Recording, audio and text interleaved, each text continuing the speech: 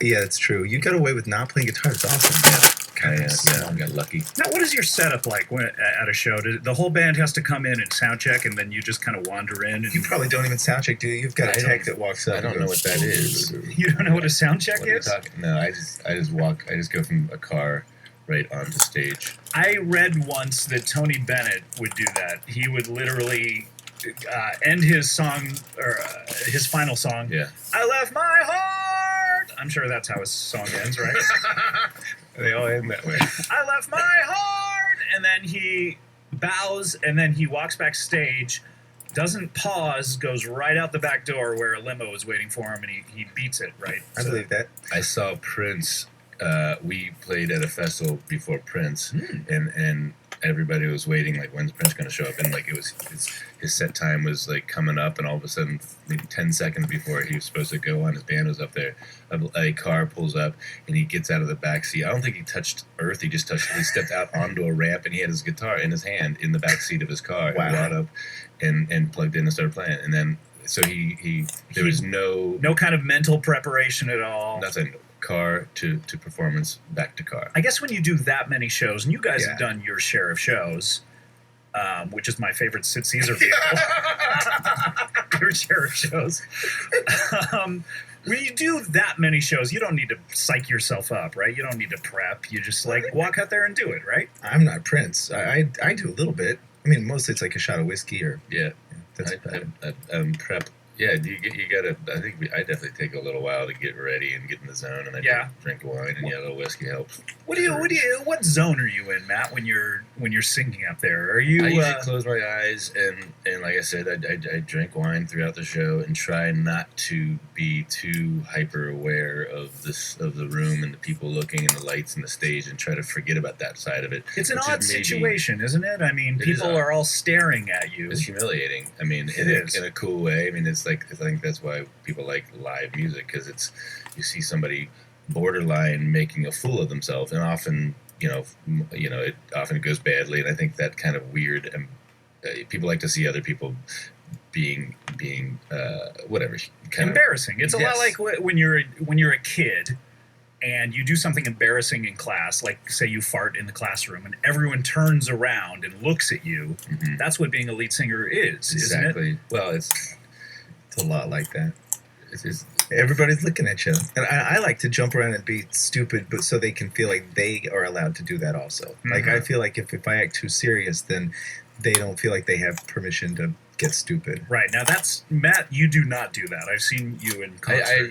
I don't know. I don't goof. I mean, I smash stuff and I just stomp around, and I sometimes go in the crowd and like have a tantrum basically, like a little have baby. tantrums, and then I also like do very very mellow. I'm inside my head trying to like not think of it, but I do close my eyes, and there'll be 3-4 songs in a row that go by that I'm kind of standing in one place and not doing a whole lot of showmanship, but then the tension builds, and then the next song I can't wait for the next loud song where I scream comes up, because then I can release that tension. But yeah, it's definitely a very strange process of, it's not getting into character, but you gotta lose a little sense or grip on yourself to do it. If you For me. could describe your character, what would your character be, Matt?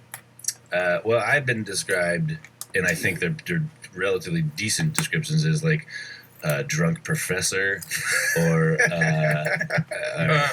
Inappropriate professor. gorilla rapist. I don't know. I don't know. Now, are you talking about a guy who rapes gorillas? Yeah. Okay, not a gorilla in No. the Che Guevara sense of the No, word. no. Okay. No. And Rhett, what would your character be?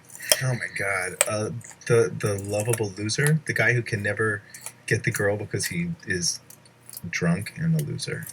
It's I've heard interesting. that about you. Yeah, It's interesting that you consider yourself to be lovable. That's very self-centered, You of you, isn't it? You gotta love yourself. And did you know if somebody steps on your toe, tell them right then.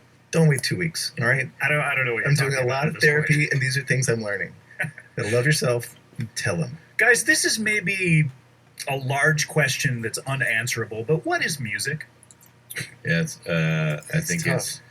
it's a sound of people struggling to be humans, and people like to listen to other people do that. And then there's tones and rhythm. I don't know what it is. Interesting. Okay, that's your answer. Rhett, what do you got?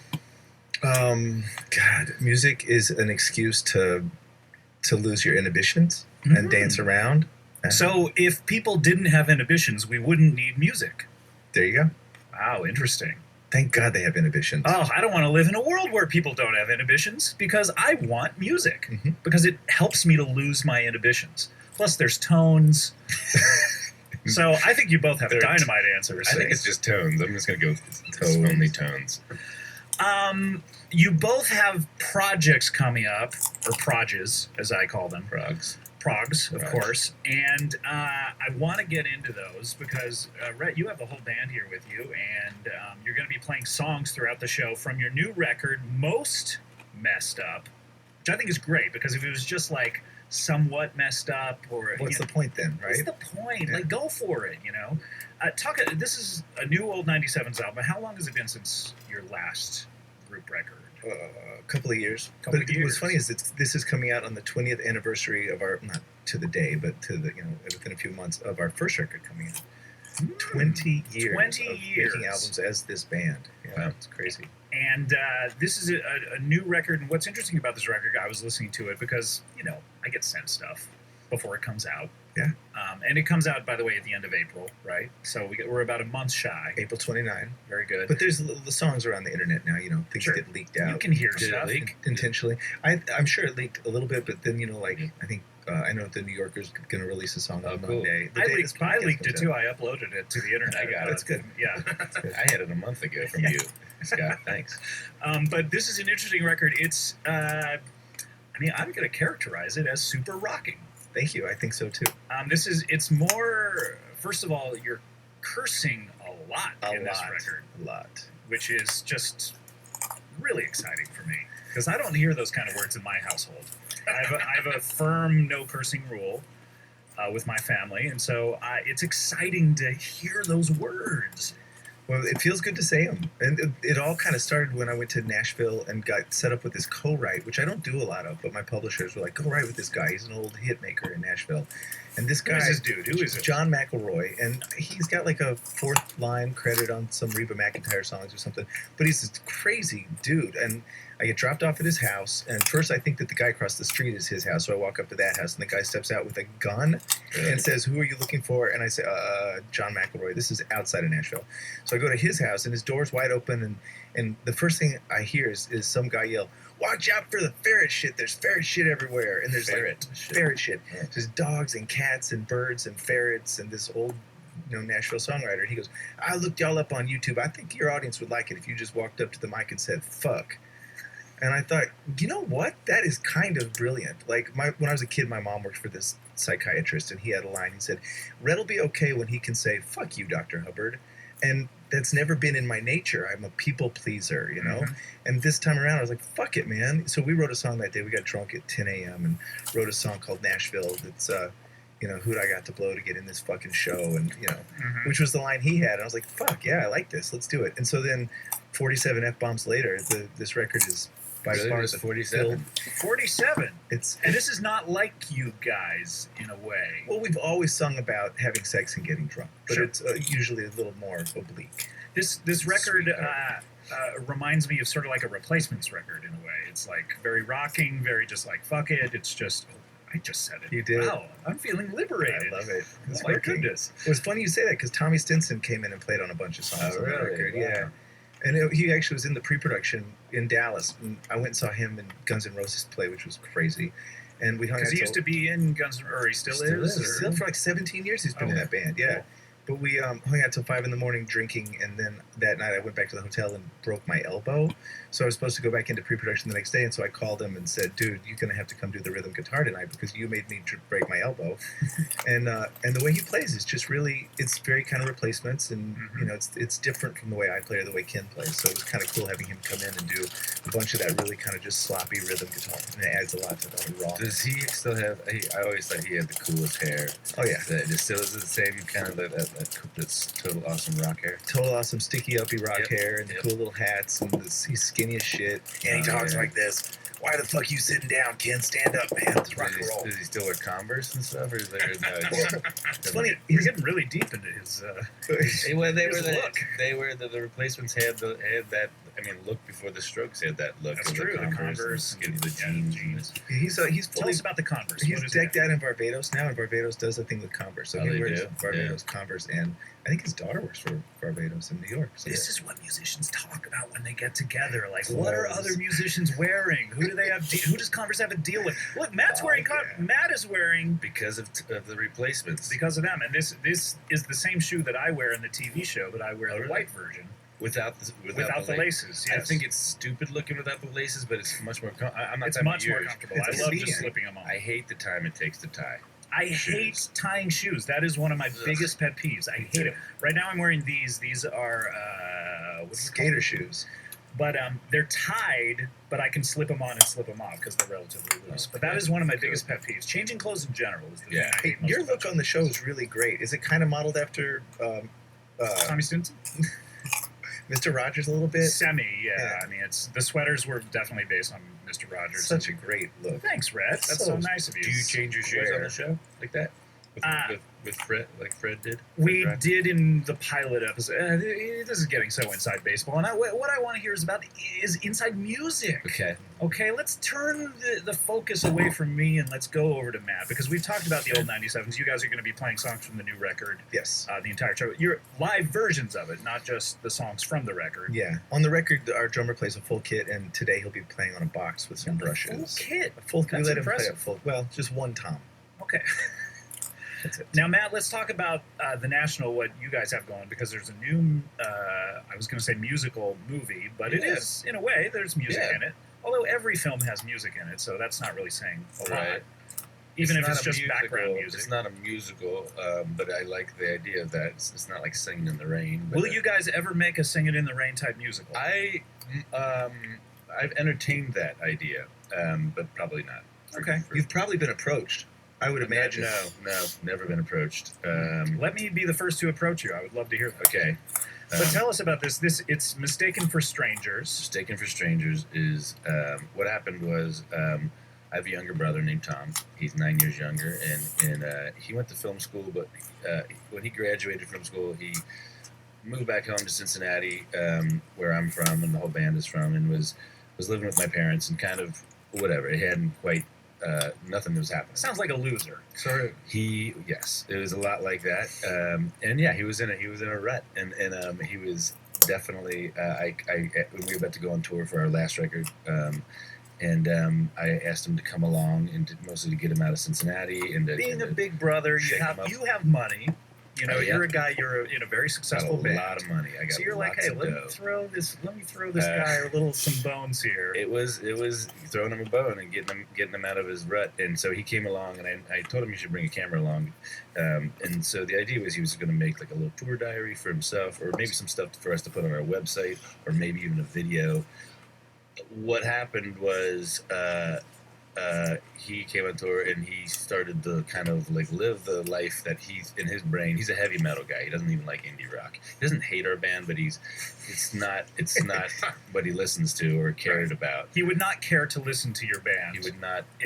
Unless he were forced to. It was and he was forced to it night after night. He started liking it a little bit, but he's a Judas Priest guy and an AC/DC. Anyway, he was trying to kind of, in his mind, he wanted to film something that was in his head would be a cool rock and roll on tour documentary, and he was Like a rocking documentary. Right. I wish there was a way to say that. Yeah, It what is wasn't so there, a clunky, but a rocking documentary is I the don't know how term. to. There's someone to come up with something. Right. But he was doing all the partying, and what happened? He got fired by our tour manager, and I felt really bad. And it was. And really, you have nothing to do with that, obviously. Well, because your I tour was- manager calls all the shots. I forced our tour manager to hire my brother as assistant tour manager, which is actually a really hard job, as Rhett will agree with. And Red, you agree with this? Hard as shit, man. You got to wipe their butts. you Basically. got to get up at they get up at like 5 a.m, and they're not done until 3 hours after the show's over. This is a hard job, but you, being a good big brother, you Got give him that job. Got him that job. and it didn't work out, and so he got fired, and for good reason. And then he ended up. I didn't want him to move back to Cincinnati, so he moved in with my wife and daughter when I was still on tour in New York, and the two of them, my wife and my wife Corinne and my brother Tom, started to dig through. Like he was on tour for a total of 8 months and they started to craft together something out of all this garbage he had shot, and it turned into this movie called Mistaken for Strangers, which is as much about his story and his struggles with all kinds of stuff, including me, and without saying what, but it's really funny, it's really weird, and it comes out next Friday. It comes out Friday, yeah. Friday. It comes out Friday, and how can people see it? Is it in theaters? It's in about 15 or 20 cities, and like San Francisco, LA, New York. We can guess the cities it would be. Yeah, we'll talk about this a little later. None of the little losers. We'll stipulate at this point. None of the little loser cities, but no, it's in cities, and then on iTunes and VOD and all that kind of stuff on Friday. Fantastic, and you guys are also going on tour. We'll talk about your dates as well. And this is a funny film. It's not just about the band. That's what I think. No, it's not just like, hey, this is the story of the National. I'll put it this way: there are a lot of people that have seen it, and it's gotten some great stuff already. And one thing they keep saying is like, even if you hate the National, you'll like this movie, which is a lot of people fit into that category. You're trying to get out there to people who hate your band. Yeah, I like that. yeah. You're branching out. I'm a new demographic. Yeah. Okay, well, tell you what, we need to take a break, but before we do that, Red, do you guys want to play a song? What do you say, for something from the new record? Absolutely. And what song is this? This, I think we're going to play the album opener. It's called Longer Than You've Been Alive. It's lead track, I think is what they call it. Well, I don't know. Lead track often refers to the song that might be like the emphasis track or in the old days the single. Right. And it is the lead track as well, because this is the one that iTunes has right now. No, this was the one that got released as like a teaser for the record. So this is not a lead track, this is a teaser track. I think we're going to play with the song that's considered the emphasis track, or the lead track of the single is called Let's Get Drunk and Get It On. We'll play that later, but this is Longer Than You've Been Alive, which is the album opener. I love it. Does this have any of the 47 F-bombs in it? This has one shit and one fuck in it. Okay, so we'll be listening to that. So Matt, do you want a high five when we hear those words? Okay, yeah. Okay, great. Let's do it. Fantastic. All right, so this is the old 97s, Longer Than You've Been Alive. Take it away, boys. Been doing this longer than you've been alive, propelled by some mysterious drive, and they still let me do it, as weird as that seems. And I do it most nights and then again in my dreams. Infinite hallways and giant hotels, dressing room looks about as good as it smells.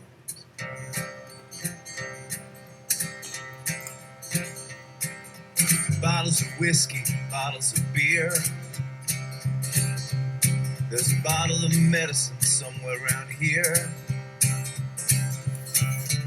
We've been in nightclubs and we've been in bars, honky-tonks and theaters from Memphis to Mars. Most of our shows were a triumph of rock, although some nights I might have been checking the clock.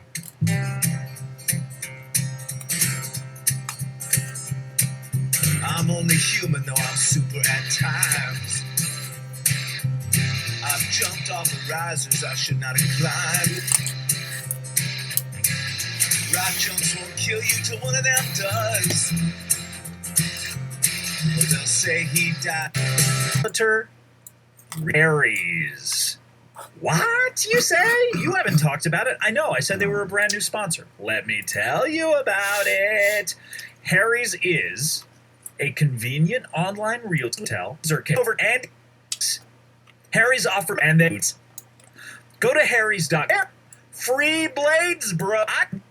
And you bend over to wash off your face. Oh, yes. And this is it's kind of a teaser for the new record, but it's also more of a pleaser, in my opinion. It can be both. Okay. And we also have Matt from the National. Welcome. Thank you. And this is a musical show, and I thought that I would invite another musician to the show. Is that okay? I mean, do you guys like sharing the spotlight? I do. Yeah. You do? Do you ever ask the spotlight guy to, like, hey, get off me and go, focus on the bassist? Well, no, I never tell them to do that. If I can follow the spotlight and stay in it, that I will. So Do you ever walk over to your bandmates and just kind of stand next to them? I just look at them while they're trying to do their solo. Whenever Ken, my guitar player, walks over and stands next to me, I'm convinced he's about to fart, and that's Really? true about half the time. I do. I go. Sorry, is that gross? I turn around and scream at the drummer, but nothing specific and nothing actually really verbal. It's just Just for energy it's purposes. just yeah. I mean, like I bark and scream, and mostly just to get the tension out. It's also where I keep my wine. So I and it's if, to stand there in between when you're not singing and just stand there and look at the crowd is too weird. So I turn around and face the back and scream at the drummer. Matt, you say that you have wine on stage. Do you ever have like a sommelier come out and like show you the wine before you start drinking it and you sip it? And I think that would be some good stage moves. I do have. I mean, if I finish a bottle on stage, which happens, He'll come out with Every it single wrapped in a time. napkin. they'll bring another one out. You drink out of a bottle? I know I got solo cups. Okay. I used to have nice wine glasses until I was banned from having those because most of them would end up smashed and in someone's foot. so the front row would get stuff in the face, and so Ooh. which is so for legal reasons I've been forced to use solo cups, but I sometimes like a new nice bottle of wine come out, but when I'm drinking on stage, I'm putting ice in it and I'm mixing reds and whites together and spitting it out. Wow. I'm not That is rock and roll. that I know it is, right? Not very fancy though. That's not fancy, but yeah. So don't give me fancy wine. I've been given a lot of gifts of nice wine that I drink over ice. Anyways, who's our guest today? Oh, that's right. Well, I wanted to say that. Oh, okay. Well, he's not a musician. You were handed a note. I thought that I was introducing a musician, but I'm actually introducing a non-musician. He is. How to describe him? He's not a musician. First He and is, foremost, though. he is an entrepreneur. I will say he's a guy who owns a business and a chain of businesses, and known as the Men's Warehouse. Look, hi, Scott. It's me, George Zimmer, founder of the Men's Warehouse. And Hello, George. Hi. It's good to see you again, Scott. You look really good. Yes, thank you so much. You know- Where did we meet originally? Well, I always meet people in silhouette situations. As you noticed, I've silhouetted this part of the studio right here. I'm in Yeah. profile. I have some cigar smoke. Let's just call it cigar smoke. Okay, I don't know what else you would call it, but Well, let's not get in. It doesn't smell exactly like the cigar. It's from Hi, it's red, yeah. yeah. We're both from Dallas, actually. I think, Mr. Zimmer. Well, I do have a house. I live down in Dallas a Nice, lot too. of the time. a lot of houses. I have about 4 houses. about 4. It fluctuates between 2.5 and 5.5. What is a half a house? Well, That means- sometimes I only buy 1 room at a time. Oh yeah. Well, You're gonna like the way you live. I guarantee I'm it. surprised you don't live in a warehouse. I have lived actually, I started the Men's Warehouse as a place I lived in. Yeah. Oh really? What happened to you? You were down on your luck and just kind of. Who says I was down in my luck? I'm You just just guessing. I'm Love an suits? optimist. Okay. You love suits and live I in. love suit. Look, I lived in a warehouse. You know what? I mean, I wanted to say I don't want to get tied to that because I was recently fired by the board of directors. Of the Men's Warehouse. The Men's Warehouse. So what I'd like to do is come on the show and just say everything I ever said about that place was fucking lies. I don't know. How am I? Wait a minute. So we're not gonna like the way we look? Look, I don't take back anything I said. I said you're gonna like the way you look. I guarantee it. That guarantee is true to the day that I was fired from the company. But as soon as I was fired, the magic spell The guarantee is gone. ended. Yeah, it was like a wizard. It was like a house fell on a wizard or a witch. Sure. Yeah. That old story of a house falling on a wizard. So what was Look, this? you're gonna like my fairy tales, I guarantee. Okay, great. What was the guarantee? That's what I could never figure out because That you you're talked gonna like the way you look. No, yes, of course, but what or else what? You guaranteed it. What would happen if people didn't like the way they Look. would they come up to you and you would? We had in all the years I was at the Men's Warehouse, we're talking 33 years. It's a long time. Late 70s when I found That's it. longer than the old 97s have been playing. 13 years longer. Look, You guarantee it. look, I don't have to guarantee math. All I have to do is solve it. Okay, but so what was the guarantee? What would you do for people if? Well, they, look, there was only a small number of contested cases of satisfaction. And in those cases, we went to a guarantee Adjudicator? adjudicator, yeah, and it was amicably settled. And if somebody didn't like it, maybe I'd show up in a silhouette in the middle of the night Sure. What would in you a give? cloud of questionable smoke. What would you give them if they didn't like the way they look? A new suit? No, I would give them a blowjob. What? There's no way to tell someone that they look really good. Then I give them a furry, gray slop job. You know what I'm talking about? Okay, I don't know about this. This is. I'm a big fan of Tom Likas. That is a great guarantee. Jeez. I guess a Look, lot. now you look good, and I'm going to guarantee that. Now I'm wondering if I would look good or not, because What'd you get fired for? Yeah, was this these slop jobs? No, it was Part of all bad. It was all business. It was business that went sour. Huh. There's a number of assholes and cunts that were on the board. Hey, at the Men's what Warehouse. is this? An Hold old on, is it free 97 speech? record? Come on. Is it free speech? Am I allowed to talk, or am I going to be censored like I was at the Men's Warehouse? You're not going to be arrested for it. That's what free speech means. It doesn't mean I have to like it and allow it on my show. Look, fair enough. Well, there was a lot of dicks and cocksuckers down Yeah, at that's the Men's better. That Warehouse. is better. Men's Warehouse board of directors, and the problem became we had differences in style and management, and they felt that my negotiating style of always going to a blowjob maybe was inappropriate for a corporate set. I can't tell by silhouette. Are you wearing a suit now, or you don't look like you're wearing? I'm wearing anything? 3 suits right now. Oh, that must be why it looks so lumpy. It doesn't look like a suit. It looks like It looks like stiff. Look, I may or may not have been in curvature the of witness a naked protection neck. program, so I have to wear a lot of sartorial objects to make sure that I'm obscure. Wait a minute. You were in the witness protection program. I For what? guarantee it. You don't have to guarantee that. I'll just take everything you say on faith. Look, we don't need to talk about it. All we need to talk about, look, my past is my past, whether it's a serious felony or it's my unfortunate association with the Men's Warehouse. What I'm here to say is that the guarantees are over. You no longer look good. If you're going to the Men's Warehouse, you look like a pile of pigs. Okay, so you're no longer going to give people blowjobs if they don't feel they look Look, good. I can do that whenever I want, but all I'm saying is I'm not contractually bound. Okay, are you a gay man? Are you a homosexual? No, man? of course not. I'm not even gay for pay. This was only in the interest of enforcement of contractual terms. And yet you're the one who offered this. I didn't offer it. I did it on the advice of my counsel. It was added, and it was added just to make sure that the Better Business Bureau complaints would go away. Okay, do you enjoy giving them? No, I don't. But I do enjoy satisfying a customer. Okay, so you enjoy giving the blowjobs. I don't enjoy physically the reception part of a blowjob, but let me tell you something, Scott. Do you feel like maybe you're looking a little bad right now? I'm not.